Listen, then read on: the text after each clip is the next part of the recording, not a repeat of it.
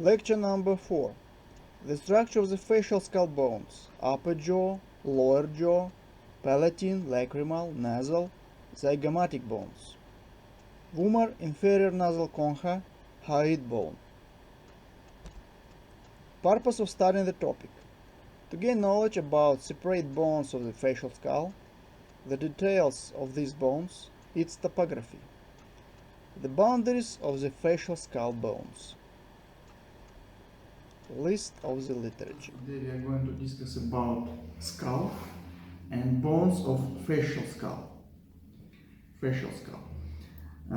These bones form face of human, orbit, nasal cavity, and oral cavity. So these bones are paired and some bones not paired. First, we are going to discuss about maxilla. This is maxilla. It's paired bone, maxilla.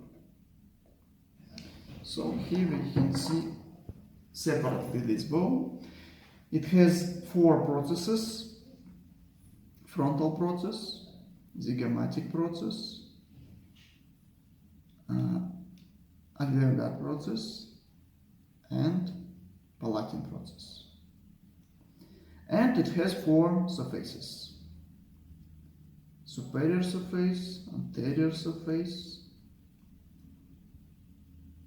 temporal surface, and nasal surface. Nasal surface. So, superior surface forms inferior wall of orbit, and it has infraorbital groove and it continues as infraorbital foramen and goes out here infraorbital foramen. Between orbital surface and anterior surface there is infraorbital margin. On anterior surface we can see infraorbital foramen, fossa canina, and nasal notch. Next, temporal surface.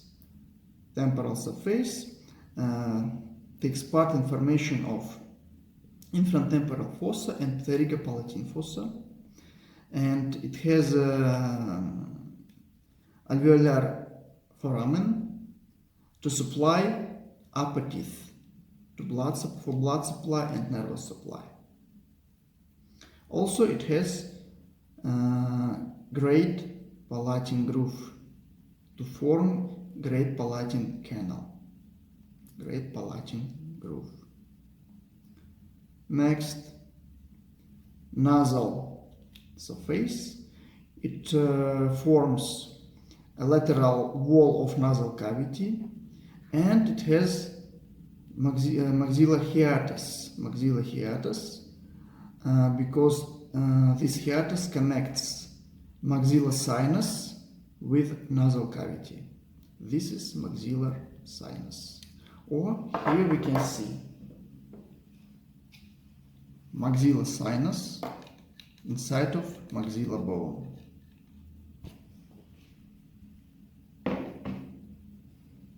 So now we have discussed about surfaces.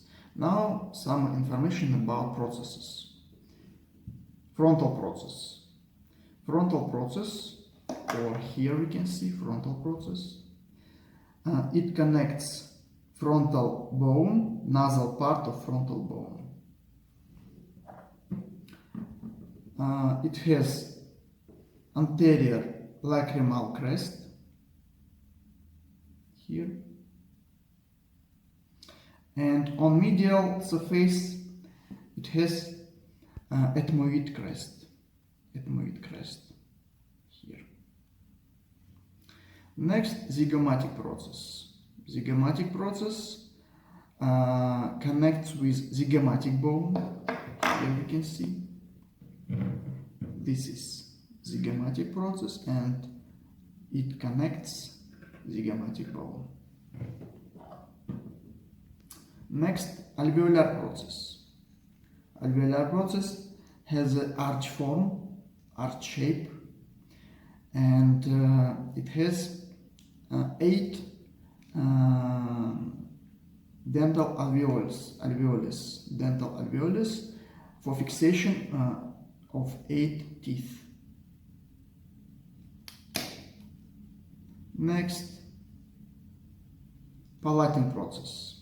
Palatine process origins from nasal surface. It has horizontal position.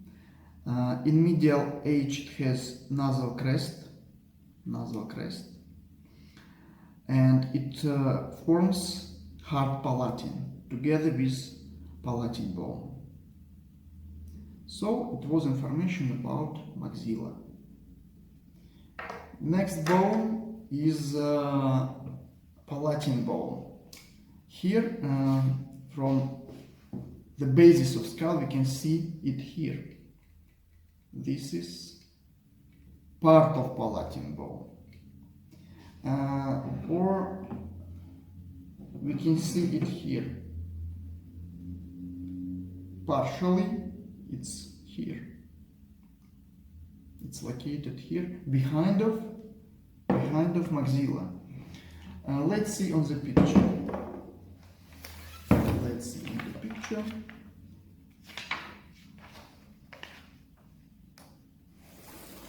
This blue color is palatine bone. Palatine bone has 2 plates and 3 processes. Here we can see we can say not plates, laminas, 2 laminas. Lamina perpendicularis and lamina horizontalis. Horizontal plate and perpendicular plate. Horizontal plate takes part in formation of hard palatine, and it connects with palatine process of maxilla. And perpendicular plate forms lateral wall of nasal cavity.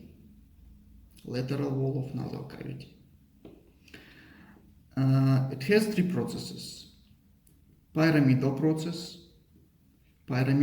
connects with pterygoid process of sphenoid bone. And on upper edge, 2 processes. Orbital process take part in formation of the orbit.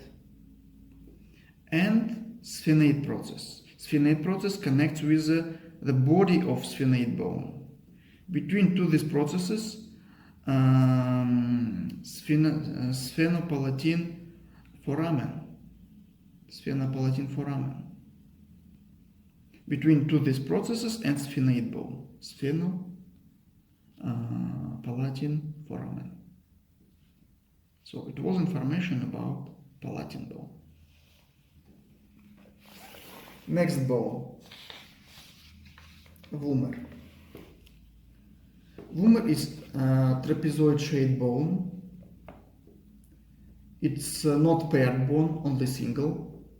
It's located between sphenoid bone, hard palatine, and ethmoidal bone. And it forms nasal septum. It's a thin bone. It has 2 alar. We can see it here. This is Vomer, but not fully. And by 2 alars, it connects body of sphenoid bone. It's Vomer. Next, nasal bone. There are 2 nasal bones, small bones, quadrangular shape, right, left. its upper edge connects nasal part of frontal bone, middle edges connect to each other, and lateral edge connects with frontal process of maxilla. And these two nasal bones and two maxilla nasal notches forms opening of nasal cavity, external opening of nasal cavity. Next bone, mandible. It's only one movable bone of the skull because it can move to provide chewing process. For example, here we can see during speaking, chewing, etc. this bone movable. It's not paired, of course, single bone. It has two main parts: body and ramus. Two ramus. Body has basis. It's thick part of this body, and alveolar part with dental alveoles for 16 teeth, for fixation of 16 teeth. Outside we can see mental protuberance and mental tubercles. Two mental tubercles. Protuberance and tubercles. Behind of tubercles we can see mental foramen, exit place of arteries, blood vessels and nerves. Inside of the body we can see spina mentalis, digastric fossa for fixation of muscles. Behind of digastric fossa, sublingual fossa for sublingual gland. Here we can see linear mylohyoid line for fixation of the same muscle, mylohyoid line. Below this line, submandibular fossa for submandibular gland.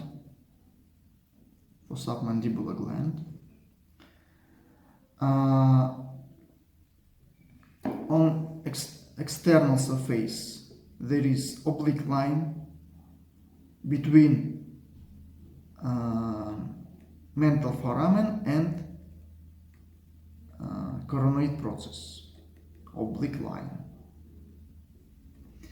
Now about ramus. Between ramus and body there is angle, mental angle. Ramus has two processes: condylar process and coronoid process. Between them mental notch. Coronoid process has a head and neck. Coronoid process takes part in formation of temporomandibular joint. This is temporomandibular joint between temporal bone and mandible. Temporomandibular joint. On external surface in angle region there is masseter tuberosity. For fixation of masseter muscle. Inside, in angle region, pterygoid tuberosity for fixation of medial pterygoid muscle. On condyle process, there is also pterygoid fossa for fixation of lateral pterygoid muscle. And also important to say about this foramen, mandibular foramen. Mandibular foramen continues inside as mandibular canal and goes out here, as we said before, through mental foramen, because inside there are nerves and vessels to supply lower teeth. So let's repeat. Mandible foramen, inside mandible canal, and exit place mental foramen. Mental foramen. So it was information about mandible. And next bone, let's see on the picture. Hyoid bone. This small bone, hyoid bone. Hyoid bone doesn't connect other bones. It is suspended by ligaments and muscles only. It's located between mandible and larynx. Between mandible and larynx in the neck region. But we discuss about it because it's part of the skull. This bone has a body and two horns, lesser horn and greater horn. This bone is very important because it's a place of fixation of neck muscles that take part in swallowing process, speaking process, etc. That is why it's very important bone. So now we have discussed all information about one else please. Lacrimal bone. Lacrimal bone, it's a small bone, last one, small bone. It's located here, but a little bit damaged here, but it's place of lacrimal bone. Lacrimal bone, it's very thin bone. That is why it's very often it's maybe damaged, like here, and it takes part in formation of medial wall of orbit. Medial wall of orbit. It has posterior lacrimal crest. Here we can see posterior lacrimal crest. And lacrimal sulcus. Lacrimal sulcus. Lacrimal sulcus, together with the same sulcus of maxilla, form lacrimal sac. Here we can see. This is lacrimal sac. Space for lacrimal sac presence. Let's see here this lacrimal bone.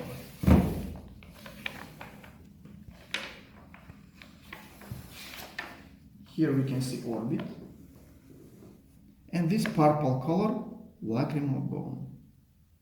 It's located between frontal bone, maxilla, ethmoid orbital plate of ethmoid bone, and frontal bone, and forms medial wall of orbit. So it's lacrimal bone. So now thank you for your attention. We have discussed about facial skull. It's very important because these bones form face of human, orbit, nasal cavity and oral cavity. So thank you for your attention.